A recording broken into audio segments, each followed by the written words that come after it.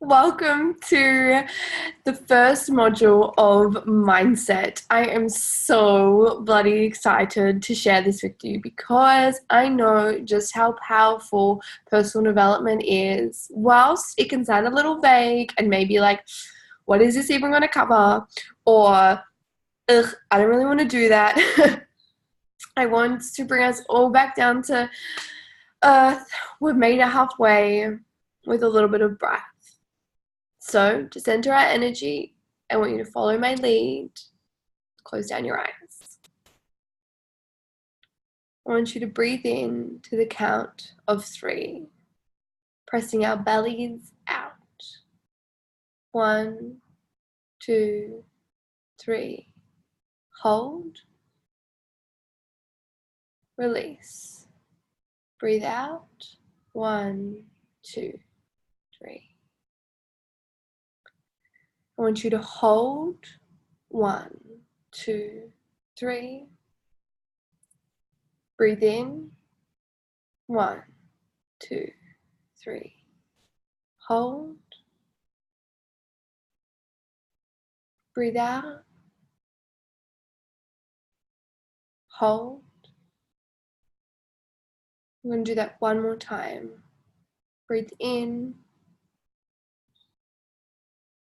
Hold at the top. Release. Hold. And return to your normal breath. Open your eyes. That is one of my favorite forms of breathing. It is called box breathing. I'm a very excited person. I'm full of energy and I love what I do, but I also can appreciate that it's really important to come back to our own unique center. Take what it is you need, leave behind what is not created for you, and follow your own knowing, which I'll support you with. Personal growth is a word that's being thrown around a lot at the moment, and I love it because there is so much value in it, and there is so much we as a collective can be doing right now to heal and to grow. However, we are humans having a human experience, so without habits and foundation, nothing we read, learn, do through courses like this and other epic things we're doing, I'm sure, we can't truly be retained in our being. So what I want to share with you now is your habits and your foundations and how they can truly affect your life and create you to be the person that you ideally want to be and bridge the gap from who you are now to the highest version of you, whilst having gratitude and compassion for who you are in this moment. So, habits and foundations, where do we begin? Ugh. So, we are what we habitually do, of course. We are our thoughts. So, I want you to be really mindful of the habits you're doing on a daily basis and the things you're repeatedly telling yourself. I want to share a little story with you because I have come from a background of chronic fatigue, anxiety, depression, deep trauma, and I lost my dad when I was 18 years old. Following from this, it was many years of lack of sleep, lack of habits, lack of good foundations in my life, and I was merely surviving, and I was totally in survival mode. So if parts of you are still there, I get it. I feel you, and I've been there too. What brought me through to where I am today are my habits. And the benefit is we can stack habits. So whilst we might feel like, oh my gosh, I've got to do everything right now, you can relax because that is definitely not the case. What the case is, though, is that we can add things. And then once we master those, we add more. If you told me 3 months ago I needed to be doing what I do right now in the morning and the evenings and during the days to keep myself where I'm at, I would be like, hell no, that shit is whack. That's probably what I'd say. But the beautiful thing is right now in my heart and my soul, I know I can do those things because I have habits stacked. So to set this up, we want to think about our new 3 non-negotiables. So that's where we want to begin. What are our absolute non-negotiables every day. For me, it's meditation, it's gratitude, which Carlo taught so beautifully, and it's the practice of living in my values, which Carlo also taught so beautifully. So these are my non-negotiables. But it's how do we set these up in our day that the cue is attractive, meaning that when we're told in our mind to do it, it's exciting, not like, ugh. It's easy and effortless. That's what we want these to be. And they almost come as second nature. A habit is something that automatically flows through us, and we do. You may have been learning this habit you're doing right now for 20 years, 30 years, 50 years. I know I had been. So what we're trying to do is rewire these habits we've learned over such a long period of time, which is why I like just adding 3. And we want to make them really attractive. We want to understand, what do I get out of this? When I meditate, at the start I was like, this is kind of annoying. But then I could understand that my habits, this habit in particular though, meditation, was getting me to where I needed to go. It was allowing me to serve more people, which is ultimately my goal. It was allowing me to heal from trauma deep within me, which ultimately was something I truly wanted. So it had an attractive outcome. And I could kind of reflect back on that every time meditation felt like, it's taking up my time and my day. So point being, we want to come back to 3 non-negotiables, 3 things that we're adding to our life right now that we are not negotiating with. In the workbook that follows, I'm going to get you to write that down, and I'm going to get you to, you guessed it, do it every day. So I'm so excited for that. And remember, start where you are, guys. It's all we can do. If you've been habit stacking for ages and you have this epic morning routine, this epic night routine, sweet. What's something we could add? Perhaps it's during the day. Perhaps it's while you're having lunch. Perhaps it's another mindfulness technique. Habit stacking is always taking ourselves to the next level. And you're here watching this today because you are ready to take your life to the next level, truly. So in saying that, that's habits and foundation. So without that solid foundation, we cannot truly embody all this personal growth work that we're doing and all this personal development stuff we're hearing. We need time to implement and integrate, and this is one great way to do that. I'm going to share with you a few other ways I highly recommend you to do and bring into your life. Well, I don't highly recommend them. I'm saying you gotta do them. So here we go. I want you to clean up your mess in your life. Now, the thing is, the way I look at it, obviously I come from a very practical point of view whilst coming from an energetic point of view. This means that we want in your life you to clean up the mess and the things that are taking away your energy. So I call them open loops. I'm going to give you some example of open loops. So right now, some open loops in my life are doing my tax, getting my new meditation app that I want to be listening to instead of the one I'm doing now, drinking more water per day, right? So these were some open loops I had that were overwhelming. What an open loop does is it takes away our energy. So when we want our energy in alignment, in what we're creating, in what we're healing from, whatever it is for you in your life right now, it might be all of them, we want our energy field to be focused on that part, not out here and then out here. I kind of call them tentacles. I don't want all these tentacles.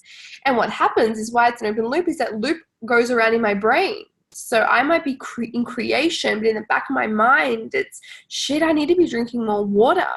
In the back of my mind, it's shit. Sorry, I swear a lot.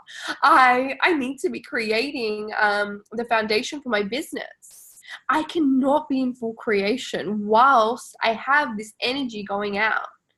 So I hope that really makes sense for you. And if any of this closing loop business or anything I've said so far doesn't, message me, contact me. I am available almost all the time and I will support you 110%.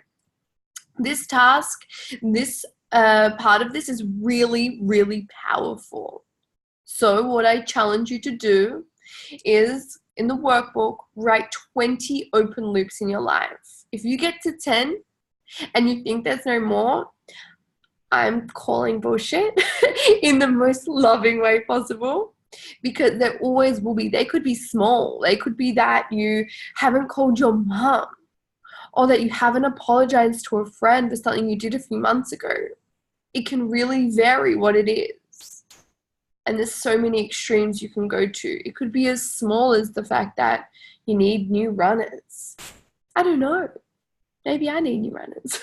But my point is that this is what's really important and powerful about this task.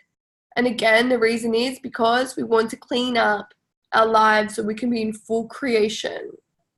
And so we don't have that energy loop going on in the back of our minds. Cool. So the next part of this, I really want you to allow this to land with you. It's forgiveness. You may have noticed as I talk, I have this beautiful tattoo, which is a Buddhist symbol for our path to enlightenment. Why I got this in some way you can always see, is because, especially in prayer position, is because it's this reminder that that's truly what we're on. We're on this path to enlightenment, and it's different for everybody. But the sure, fast way to that point is through forgiveness. It's only really becoming spoken about at the moment, but I am so, so, so passionate about it. I've written like 8 or 9 forgiveness letters to various people in my lives. I started off, to be honest, a little story I generally weave off into story time with Adriana, is that my first forgiveness letter I ever wrote was actually to my dad. He passed away when I was 18 years old, as I mentioned earlier, and I really needed to let go on what I felt like he had created in my life, the beliefs, the thoughts. I realized a lot came from him. As I wrote, it was difficult, but the more I wrote, the more I understood that, oh my gosh, I can see where I got this from. And that ultimately none of it was his fault. He was doing the best he could with what he knew. I share this with you because I feel like for a lot of people, they've gained these beliefs from their parents. However, today, we're going to write this letter to yourself. And you are held, and you are supported, and you are safe through this process. Part of what you can do is literally sit yourself in a quiet, safe space, give yourself some time, and then literally write to your name. So I would write to Adriana.